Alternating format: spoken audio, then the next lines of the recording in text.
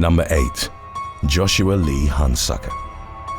In September of 2018, North Carolina woman Stacey HUNSUCKER passed away at her Charlotte residence, and officials initially ruled that she'd died of natural causes. However, Stacey's mother soon grew suspicious that her son-in-law, paramedic Joshua HUNSUCKER, might have been involved in his wife's mysterious and sudden demise. He'd reportedly collected $250,000 in payouts from 2 separate life insurance policies, and had also started publicly dating another woman less than 6 months after his wife's death. Joshua's mother-in-law ultimately accused him of having had an affair prior to Stacey's passing and demanded the authorities investigate the matter further. Adding to the mounting suspicion was that after his wife had been pronounced dead at the hospital on September the 23rd, Joshua reportedly refused to allow an autopsy to be performed. Nevertheless, a blood sample was taken from the woman's body. It was then tested by medical examiners, and it emerged that Stacey's blood contained elevated levels of tetrahydrozoline, which is commonly found in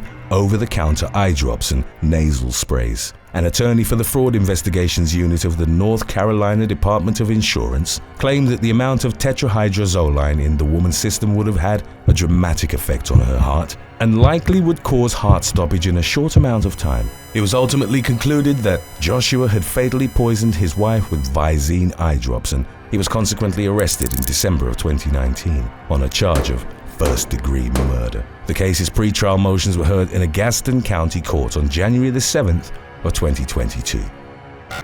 Number 7. Lisa Darlene GLAZE. On October the 16th of 2019, Gloria Robinson was transported to Shy Street Vincent Hot Springs Hospital in Arkansas after experiencing an undisclosed medical emergency. The woman was ultimately pronounced dead, and her personal effects were given to her sister and her husband by a female paramedic later identified as 50-year-old Lisa Darlene GLAZE. The victim's sister reportedly noticed that 3 of Robinson's rings were missing. Upon asking GLAZE about the misplaced items, the woman received no answer and the paramedic walked away. 2 of the 3 rings were recovered a couple of days later, but the 3rd piece of jewelry remained missing for roughly a week, at which point investigators learned that the item had been sold to Hot Springs Classic Guns and Pawn for $45. The victim's sister and husband identified the ring and recovered it from the pawn shop. They later had it appraised and reportedly discovered that it had an estimated value of approximately $8,000. Hot Springs police determined that the ring had been sold to the pawn shop by GLAZE, who was consequently taken into custody and charged with a felony count of theft by receiving over $5,000 and a misdemeanor count of unlawful transfer of stolen property to a pawn shop. The paramedic faced a maximum prison term of 10 years for her crimes, but she agreed to a plea deal that sentenced her to 6 years of supervised probation in lieu of jail time. Number 6. Sarah ROMINE.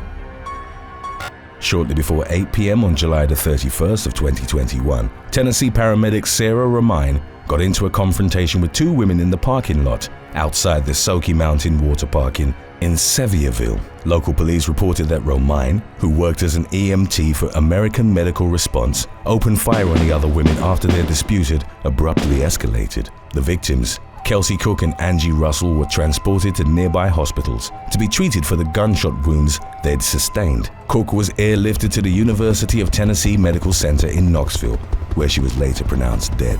Russell received treatment for non-life-threatening injuries at the Kont Medical Center. ROMINE fled the scene in the shooting's wake, but she was eventually tracked down and taken into police custody, along with a male suspect named Joshua Daniels. Investigators identified ROMINE as the shooter and consequently charged her with second-degree murder, multiple accounts of aggravated assault, and possessing a firearm while intoxicated. Daniels was also charged with the latter count, and both suspects were subsequently detained at the Sevier County Jail. In January of 2022, ROMINE was indicted on charges of first-degree murder, 2 counts of aggravated assault, and 5 counts of reckless endangerment in connection to the deadly incident. Number 5. William Buckley STOUT. On January the 8th of 2021, William Buckley STOUT was released from his position as a paramedic with Rowan County Emergency Services in North Carolina. The 43-year-old's termination occurred following allegations that he'd stolen a controlled substance from an ambulance that wasn't in use. According to an arrest report on January the 5th, STOUT had taken a 10-milligram vial of morphine from the emergency vehicle and then forged the name of another employee in the ambulance's inventory logbook. The paramedics' actions were described as unacceptable by Rowan County government officials. It emerged that in 2018, Stout, who'd previously been promoted to EMS lieutenant, was demoted to paramedic for what was described as non-disciplinary reasons. Approximately 2 weeks following the morphine theft, Stout was charged with embezzling a controlled substance.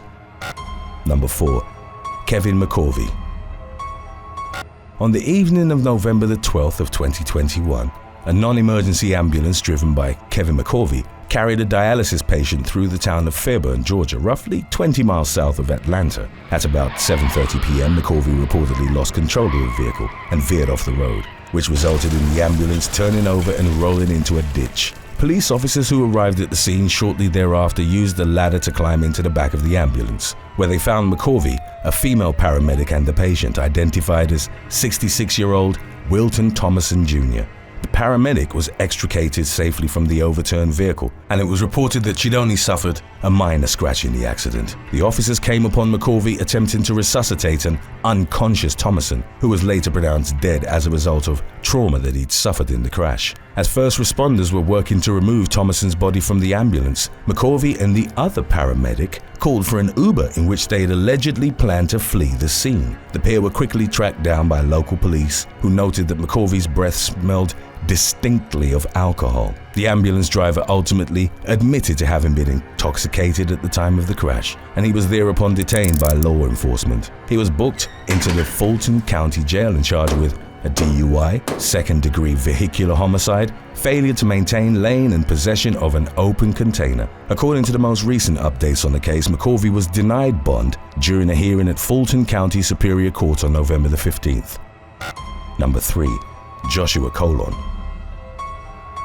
Florida man Joshua Colon, who'd been named Polk County's Paramedic of the Year in 2020, was taken into police custody in January of the following year, days after his resignation from Polk County Fire Rescue. His arrest occurred following an investigation by the county sheriff's office, which had been launched after a battalion chief noticed inconsistencies in paperwork that Colon had filed. The decorated paramedic had reportedly been tasked with administering the COVID-19 vaccine to other first responders. Investigators discovered that 3 of the documents filed in connection to Colon's assignment had been forged, one with the name of a former Haines City firefighter and 2 with fake names. Upon being interviewed by county deputies, Colon reportedly admitted to falsifying the paperwork on behalf of Fire Rescue Captain Anthony Damiano. The latter had allegedly asked Colon to obtain doses of the vaccine for his elderly mother. The paramedic initially refused, but Damiano then threatened to tell his supervisors that Colon was stealing the vaccine for himself.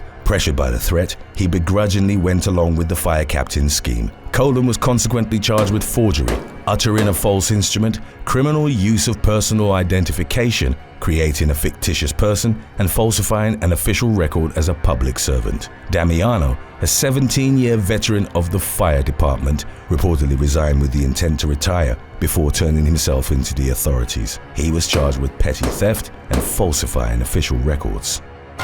Today's topic was requested by Dove Master, Green Gaming, and 414J. If you have any other topics you'd like to learn about, subscribe and let us know in the comments section below. Number 2. Jonathan Vass. Nurse Jane Clough was walking to her car on the night of July the 25th of 2010 after she'd just finished her shift in the accident and emergency wing at Blackpool Victoria Hospital in Lancashire, England. Before the 26-year-old made it to her vehicle, however, she was reportedly stabbed multiple times by a male assailant. Police were called to the hospital staff parking lot at about 8:30 p.m. and Clough was rushed to the emergency room, located only about 100 yards from where she'd been brutally attacked. Her co-workers fought to save her life, but she ultimately passed away a short time later. Clough's autopsy concluded that she'd succumbed to excessive blood loss, resulting from the 71 stab wounds she'd sustained. The morning after the incident, law enforcement went to the home of paramedic Jonathan Vass in the village of Barrowford and took the 30-year-old into custody. According to subsequent findings, the man had previously left his wife to move in with Clough. Before her tragic death, Clough alleged that VASS had assaulted her in their home, a crime for which the paramedic eventually faced charges. He posted bail, and Clough, upon learning he was out of police custody, reportedly wrote several entries in her personal journal expressing fear that he might violate the terms of his release and come after her. Her prescient concerns came to tragic fruition on the night of July the 25th, when VASS ambushed her in the hospital parking lot and stabbed her to death. He was consequently sentenced to a minimum prison term of 30 years. Number 1. Daniel Murphy. Florida paramedic Daniel Murphy, age 23, got into an altercation with his girlfriend at their Lakeland residence on June the 26th of 2020. Court documents detailed how the emergency worker had been confronted by his partner of 7 months about his alleged infidelity, which led to heated arguments between them. As the victim would later tell investigators, she'd been on the phone with a friend when Murphy grabbed her arm, snatched the phone and threw it against the wall. The woman consequently suffered bruising and she called the police. By the time deputies arrived at the home, Murphy had already fled the scene, although he too called the authorities a short time later to report that he'd actually been the victim during a conflict with his girlfriend. When officers made contact with the young man, they discovered that he had prescription drugs, multiple IV lines and needles, as well as saline bags and syringes in his possession. After being questioned by detectives, Murphy ultimately confessed to stealing the medical equipment from his place of work. During police interviews with the paramedic's girlfriend, more dramatic revelations followed. It emerged that after passing out from drinking too much one night, she'd awoken to find an IV in her arm and what appeared to be blood being drawn out. One of Murphy's ex-girlfriends had also allegedly told the victim that the paramedic frequently asked her if he could draw her blood during the course of their relationship. Murphy later denied the allegations, but did admit to drawing people's blood as part of a friend's art project. He was taken into custody and charged with domestic violence battery, petty theft, and possession of prescription drugs without a prescription. Murphy's employment with Polk County Fire Rescue was reportedly terminated following his arrest.